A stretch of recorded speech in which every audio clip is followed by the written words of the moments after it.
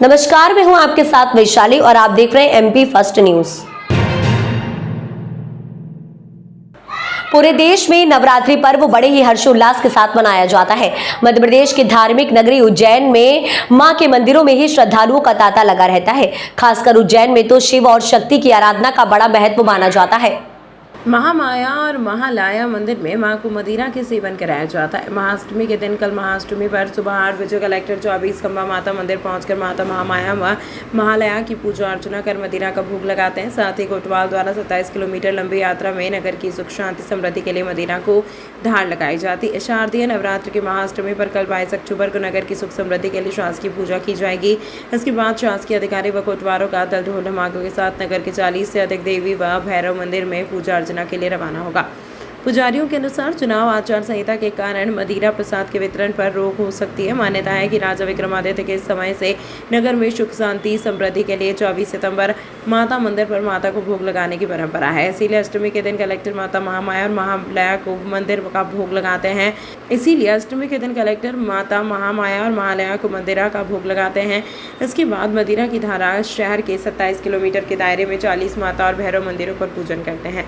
यात्रा का समापन होते ही मान्यता है कि नगर के आखिरी हांडेश्वर भैरव मंदिर पर मदिरा की हांडी को फोड़कर पूजा संपन्न मानी जाती है। हांडी फोड़ भैरव हैं उज्जैन में, जो राजा विक्रमादित्य के समय से 4 खम्बा माता के वहाँ से पूजा स्टार्ट होती है, जिसमें प्रशासनिक अधिकारियों द्वारा वहाँ पूजन शुरू करके एक हांडी में मदिरा की धार माता जी के ऊपर चढ़ाई जाती है। फिर वह नगर में तमाम मतलब जगह जगह जितने भी धार्मिक स्थल हैं जो इस पूजा के उसमें आते हैं, वहाँ पूजन करते हुए फिर सबसे लास्ट में 27 किलोमीटर की यात्रा होती है, सबसे बाद में यहाँ आते हैं। और यहाँ प्रशासनिक कर्मचारी रहते हैं, कुछ अधिकारी रहते हैं और भक्तगण तो रहते ही हैं, उनके साथ में काफिला चलता है। फिर इधर आते हैं और फिर लास्ट में यहाँ इनका भैरव का पूजन करते हैं और जो हंडी होती है उसको यहाँ फोड़ देते हैं। और उसके जो सब जगह जो सिंदूर चढ़ाते हैं, उस सिंदूर की जो चिन्नी होती है उसको प्रसाद के स्वरूप में ले जाते हैं। कहते हैं, ऐसी मान्यता है हमारे परंपरा में कि उस चिन्नी को अपने घर पे रखते हैं, जिससे घर में बरकत होती है और अपनी मनोकामना पूरी होती है। यह चमत्कारी भैरव हैं, अनादिकाल से इनका पूजा विधान चला आ रहा है। हमारा नाम महंत राघवेंद्र दास। कल महाअष्टमी की पूजा है, जिसमें माता को मदिरा का भोग लगाया जाता है। इसके पीछे का इतिहास कुछ इस प्रकार है कि राजा विक्रमादित्य उनके ज़माने में यहाँ पे आके पूजा किया करते थे उज्जैन की सुख शांति के लिए। उज्जैन में कोई भी विपदा या कोई भी समस्या आती थी, वो खुद यहाँ पे आके माता को मदिरा का भोग लगाया करते थे, फिर वो विपदा दूर हो जाती थी। तब से ऐसी परंपरा चली आ रही है कि साल में एक बार उज्जैन ज़िले के जो कलेक्टर महोदय है वो स्वयं आके यहाँ पे माता को मदिरा का भोग लगाते हैं उज्जैन की सुख शांति के लिए। ये पूरी 27 किलोमीटर की यात्रा होती है। मदिरा की धार लगती हुई 27 किलोमीटर तक ये यात्रा चलती है। फिर अनुपात मार्ग पे हांडी फोड़ भैरव नाम का मंदिर है, वहाँ पे जाके ये जो पूजा है ये समाप्त हो जाती है। अभिषेक पुजारी। उज्जैन में चीमनगंज मंडी थाना क्षेत्र स्थित लालाबाई फूलबाई के समीप गैस के बाड़े में पीवीसी का काम करने के दौरान मजदूर की करंट की चपेट में आने से मौत हो गई। मकान मालिक व अन्य ने उसे जिला अस्पताल पहुंचाया, जहां डॉक्टर्स ने मृत घोषित कर दिया। पुलिस ने बताया जितेंद्र शुभम पिता पप्पू वर्मा उम्र 28 वर्ष निवासी बेगमपुरा की करंट की चपेट में आने से मौत हो गई है। वह जितेंद्र भाटिया के घर की छत पर पीवीसी का काम कर रहा था। इसी दौरान ड्रिल मशीन चलाते वक्त करंट लगा, जिससे वह गश खाकर नीचे गिर गया। सिर में भी चोट लग गई। मकान मालिक व अन्य मजदूरों ने उसे जिला अस्पताल पहुंचाया। सूचना मिलने पर पुलिस पहुंची और शव बरामद कर पोस्टमार्टम के बाद परिजनों के सुपुर्द कर दिया। शुभम वर्मा पिता पप्पू वर्मा, जो 27 साल का है और बेगमपुरा का निवासी है। ये पीवीसी का कार्य करता है और पीवीसी का कार्य ये खुद ठेके पे लेता है और खुद स्वयं जाता है और खुद करता है काम। ये ग्यारसी नगर में बसंती लाल के मकान में काम कर रहा था। उस समय इसको ड्रिल मशीन से दीवार में छेद करते समय इसको करंट लगने से इसकी मृत्यु होना प्रतीत हो रही है। अब अभी अपन ने पीएम के लिए करवाया है, स्पष्ट अभिमत आएगा तब इसका क्लियर होगा कि करंट कैसे हुई है और कुछ होगा। ये बेगमपुरा का रहने वाला है, थाना महाकाल का। ये मृतक का नाम है शुभम वर्मा पिता पप्पू वर्मा। मैं प्रधान आरक्षक बलवान, थाना जीवाजीगंज से। उज्जैन में दशहरा मैदान में 60 साल से जल रहा रावण इस बार 101 फीट का रावण बनाकर हो रहा तैयार। उज्जैन और बाहर की टीम डिजिटल रावण को जलाने के लिए कर रही है तैयारी। परंपरागत तरीके से दशहरा मैदान में रावण दहन किया जाता है। करीब 60 साल से यहाँ रावण दहन किया जाता है, जो कि अलग अलग संदेश बुराई पर अच्छाई के प्रति देता है। इस बार 101 फीट का रावण बनकर तैयार हो रहा है, जो कि बाहुबली फिल्म के भल्लाल देव के रूप में तैयार होगा। बनाने वाले कलाकारों ने बताया कि पहले हम कंप्यूटर पर रावण की डिज़ाइन तैयार करते हैं, उसमें कैसा कलर होना है, किस तरह से कपड़े पहनना है, यह सब पहले कंप्यूटर का डिज़ाइन किया जाता है। उसके बाद रावण को मूर्ति रूप में दिया जाता है। आपको बता दें कि बाबा महाकाल की सवारी दशहरा मैदान में शमी के वृक्ष पर पूजन करने के लिए आती है, जिसके बाद रावण दहन की परंपरा वर्षों से चली आ रही है। विकास भाई ने जानकारी देते हुए बताया कि हमारे द्वारा जो कलाकारी कर रावण को तैयार किया जाता है, इस तरह से पूरे मध्य प्रदेश में कहीं भी नहीं बनाया जाता है। उज्जैन में 60वां साल है इस बार दशहरे के रावण का, और इस बार 101 फीट के रावण की पुतले को बनाया जा रहा है। और इस बार रावण का लुक भल्लाल देव बाहुबली मूवी का भल्लाल देव जैसा लुक रहेगा। और जो रावण उज्जैन में जो कलाकार और हमारे भाइयों बनाते हैं, हम सब हमारी टीम बनाती है, डिजिटल टीम, वो रावण पूरे एमपी में इस डिज़ाइन का कोई नहीं बना पाता है। और ये रावण 101 फीट का होगा। ये 60वां साल है, इसलिए इस बार विशेष रूप से नॉन स्टॉप आतिशबाजी होगी और डिजिटली रावण का दहन होगा। कितने साल से आप बना रहे हैं?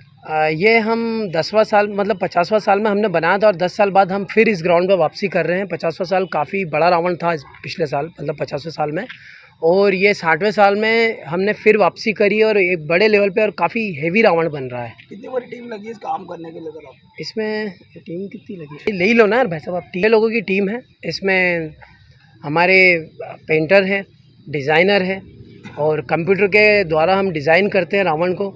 इसका कलर करेक्शन हम सब कंप्यूटर के द्वारा डिज़ाइन करते हैं। इसके कपड़े, इसका आउटपुट, इसके डेकोरेशन, इन सब को हम स्पेशली कंप्यूटर पे पहले डिज़ाइन करते हैं, उसके बाद में फिर हम जाके इसको बनाते हैं। उज्जैन के अलावा इसके पहले भी आपने कहाँ बनाया है कलाकारी अपनी? हमने केवल उज्जैन में ही रावण बनाया भाई साहब, और 50वें साल का हमने रावण बनाया था, और इस बार 10 साल बाद हम फिर ग्राउंड पे वापसी कर रहे हैं। आपका नाम बताइए। मेरा नाम विकास खुरेल है, और बड़े कांग्रेस से चेतन यादव को टिकट, यादव के सामने यादव को उतारा, कार्यकर्ताओं का सैलाब उमड़ा। उज्जैन दक्षिण विधानसभा क्षेत्र के कांग्रेस प्रत्याशी चेतन यादव आज शाम को शहर पहुंचे, तो उनके स्वागत के लिए कार्यकर्ताओं का सैलाब उमड़ पड़ा। इस दौरान बातचीत में उन्होंने कहा कि मंत्री डॉक्टर मोहन यादव का 10 महीने का अस्थायी परमिट है, जो जल्द ही खत्म हो जाएगा। कांग्रेस पार्टी ने इस बार उज्जैन दक्षिण विधानसभा क्षेत्र से उच्च शिक्षा मंत्री डॉक्टर मोहन यादव के सामने युवा चेतन यादव को मैदान में उतार कर मुकाबला रोचक बना दिया है। टिकट फाइनल होने के बाद आज शाम को चेतन यादव शहर पहुंचे, तो उनके स्वागत के लिए कार्यकर्ताओं की भारी भीड़ उमड़ी। स्थानीय शहीद पार्क पर कार्यकर्ताओं ने अपने प्रत्याशियों का जोरदार स्वागत करते हुए उन्हें फूलों से लाद दिया। इस दौरान वीडियो के साथ बातचीत में उन्होंने कहा कि जनता भाजपा सरकार के राज में तंग हो चुकी है, उन्हें इससे मुक्ति दिलाना है और कांग्रेस की सरकार बनाना है। शहर को धार्मिक और सुंदर शहर बनाने का वादा करते हुए चेतन यादव ने कहा कि मंत्री डॉक्टर मोहन यादव के पास टेम्परेरी परमिट है, जो 1 महीने में खत्म हो जाएगा। कांग्रेस पार्टी ने उज्जैन दक्षिण विधानसभा की जनता को अवसर दिया है भय मुक्त रहने, भ्रष्ट मुक्त रहने, सरकारी ज़मीन पर हड़पने को मुक्त कराने के लिए, सिंहस्थ भूमि को छुड़ाने के लिए, आम मेरे छोटे भाइयों के लिए समस्त कांग्रेस के कार्यकर्ताओं ने कांग्रेस के काम कार्यकर्ता को टिकट दिया है। मैं उज्जैन शहर की जनता से ये निवेदन करना चाहता हूँ आपके माध्यम से हाथ जोड़ करके कि अब आपको इस शहर की नई सूरत बनानी है। उधर से माया भाभी को जिताना है, इधर से आपके परिवार के बच्चे को जिताना है। आपका बच्चा कच्चा जरूर है मगर सच्चा है। जय हो अवधूत बाबा की। कोई टक्कर नहीं है, भ्रष्टाचार और ईमानदारी की कोई टक्कर नहीं होती। ईमानदारी हमेशा श्रेष्ठ रहती है और ईश्वर की कृपा से, बाबा महाकाल की कृपा से कांग्रेस पार्टी की सरकार बनेगी। दोनों जगह पर कांग्रेस पार्टी चुनाव जीतेगी और इस शहर की जनता का मान रखेगी। जो परिवर्तन चाहते हैं उसको निश्चित रूप से लाएंगे कांग्रेस जनता। अवसर नहीं है, 3 मरतबा से मेरे पिताजी इसी कॉन्स्टिट्यूंसी से टिकट मांगते थे। उन्होंने 78 से अपनी राजनीति शुरू करी, उसके बाद 83 से लगातार टिकट मांगते रहे। ये एक बात अलग है कि जब उनका मौका था तब उन्हें हृदयघात हुआ और उन्होंने टिकट नहीं लिया, तो उनके भी 20 साल और मेरे 22 साल में 2000 से पार्षद हूँ और आज 23 हो गए हैं। तो 45 साल की वंदना और प्रार्थना है आप लोगों से। साल का वनवास खत्म होने जा रही है आपका। जरूर होगा, प्रभु की कृपा है, सबका वनवास खत्म होगा, आपका भी पत्रकार बंधुओं का भी वनवास खत्म होगा जो आप क्या रणनीति तैयार की है कि मुद्दों को लेकर जनता के बीच जाएंगे? रण भी आप और नीति भी आप लोगों, सब लोग आप जानते हो, सब आप ही तय करोगे। जय जयकार। विजयदशमी की तैयारी हो रही है, मगर पर्व की तारीख और रावण दहन को लेकर असमंजस बना हुआ है। तिथि के प्रारंभ हो और समापन काल को लेकर विजयदशमी की तारीख, रावण दहन को लेकर लोगों में असमंजस है। पंचांग और कैलेंडर के अनुसार दशहरा 24 अक्टूबर को आ रहा है, वहीं दशमी तिथि 23 अक्टूबर दोपहर को लग रही है। दशहरा यानी विजयादशमी के पर्व का विशेष महत्व होता है। पूरे भारत में इस पर्व को बड़े ही धूमधाम से मनाया जाता है। इस पर्व को बुराई पर अच्छाई की जीत के रूप में मनाया जाता है। वहीं एक अन्य मान्यता के अनुसार इसी दिन माँ दुर्गा ने 9 दिनों के युद्ध के बाद महिषासुर का वध किया, इसीलिए यह पर्व हर साल धूमधाम से मनाया जाता है। आश्विन मास के शुक्ल पक्ष की दशमी तिथि की शुरुआत 23 अक्टूबर को शाम 5:44 से हो रही है। इसका समापन 24 अक्टूबर को दोपहर 3:14 पर होगा। उदया तिथि 24 अक्टूबर को प्राप्त हो रही है, इसीलिए दशहरा यानी विजयादशमी का पर्व 24 अक्टूबर को मनाया जाएगा। विजयादशमी पर शस्त्र पूजा की जाती है। इस दिन शस्त्र पूजा विजय मुहूर्त में की जाएगी। 24 अक्टूबर को विजय मुहूर्त दोपहर 1:58 से लेकर दोपहर 2:43 तक है। इसके अलावा इस दिन अभिजीत मुहूर्त या उस दिन का शुभ समय 11:43 से दोपहर 12:28 तक है। पंचांग की गणना के अनुसार अश्विन मास के शुक्ल पक्ष की दशमी तिथि पर विजयादशमी का त्यौहार मनाया जाता है। इस बार 24 अक्टूबर को विजयादशमी तिथि आ रही है।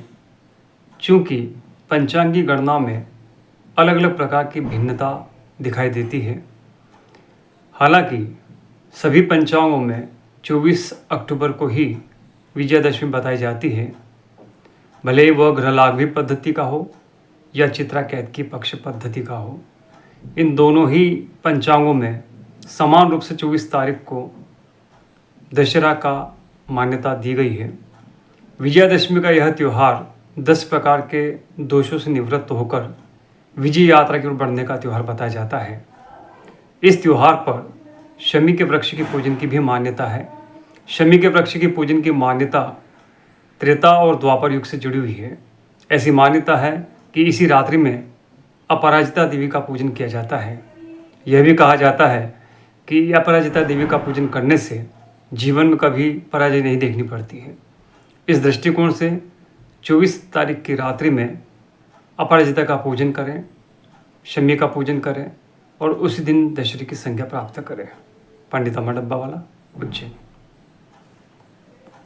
ग्राम आत्याखेड़ी में पति द्वारा पत्नी पर जानलेवा हमला करने का मामला सामने आया है। महिला का उपचार जिला अस्पताल में किया जा रहा है। इंगौरिया थाना क्षेत्र के ग्राम आत्याखेड़ी मारपीट का मामला सामने आया है। घायल महिला सविता ने जानकारी देते हुए बताया कि उसके पति दशरथ द्वारा हर दिन दारू पीकर माराकुटी करते हैं। मेरे साथ बकरी बेच दी। जब उन्होंने इस बात को लेकर दशरथ से बात करना चाहिए तो उसने कुछ भी कहने से मना कर दिया। दशरथ घर आया और सोयाबीन बेचने को ले जाने लगा। सोयाबीन बेचने से मना किया तो दशरथ ने उसे रोककर उस पर हमला कर दिया। घटना में महिला के सर पर चोट आई है, जिसे उपचार के लिए जिला अस्पताल में भर्ती कराया गया है। महिला के पिता ने बताया कि इंगौरिया थाना पुलिस द्वारा कार्यवाही करने के बजाय हमें इधर उधर भटकाया जा रहा है। मेरे जमाई ने मारी सर, और वो क्या है, बकरे बेच दिए उसने। 2 बकरे बेच के खा गया। 4-8 दिन के बाद आया, आके मेरी बेटी फिर सोयाबीन लेके बेचने जाने लगा। बेचने जाने पे लगा तो छोरी ने बोला कि सोयाबीन नहीं बेचने दूँगा, तो इसलिए उसको लटकी मार दिया। तो उसको सर पे बहुत लगी है। और इंगोरिया पुलिस थाने में हमें कोई एफआईआर दर्ज करने गए तो हमें कुछ लिख के दिया ही नहीं। एफआईआर दर्ज करी कि नहीं करी हमको मालूम ही नहीं। हमको तो बोला तुम्हारी बेटी को ले जाओ और इलाज करवा के बाद। ये जमाई तुम्हारे से पहले भी हमला कर चुका है? हाँ, पहले भी 2-4 बार मारी। हमने रिपोर्ट नहीं डाली इसकी, कुछ नहीं करा। तो इंगोरिया थाने वाले ने हमको कुछ लिख के नहीं दी। क्या नाम है तुम्हारे जमाई का? दशरथ। हाँ। विवाद कहाँ पर हुआ? गाँव कौन सा? घर पे ही हुआ। घर पे ही हुआ। ये आत्याखेड़ी की। आपकी बेटी का क्या नाम है? ये सरिता भाई। आपका क्या नाम है? मेरा नाम हिंदू सिंह, उनका पिताजी हूँ। कौन से थाने में रिपोर्ट लिखाई? इंगोरिया थाने में। तो कुछ हमको दिया ही नहीं, बोले तुम जाओ यहाँ से, और वो बोले मेडिकल करवा के जाओ। मेडिकल करवाने के बाद तुम इंदौर उज्जैन भेज दो, उज्जैन चले जाना। अब उज्जैन आ गए, यहाँ कोई एफआईआर दर्ज करी कि नहीं करी हमें तो कोई पता है ही नहीं। गड्डी गड्डी में बकरा बकरी बेची दे 2-3 चक्कर ना बेची दे दारू पी जाए 5-5 दिन त्यावे को नहीं ने पाचा घर माल पाने में छोटे काम करा खेती मेती भी खाई जा सब बेचा बेचू करे ने 5-5 जनती आंगणे पड़े रहे हम लोगों ने रोटा पर सब्जी खावा कमार दिन हुई रे आवाज देखो न घर में गड़े गड़े तो आप पर किस प्रकार से हमला कर दिया गई तो बकरा बकरी हाँ सब बस सब में बेचा गए तो बकरा मारी में रोका डंडा से। क्या नाम है आपको बताइए? दशरथ। कहाँ पर हुआ विवाद है? घर पे है। कौन से गांव में? हत्याखेड़ी।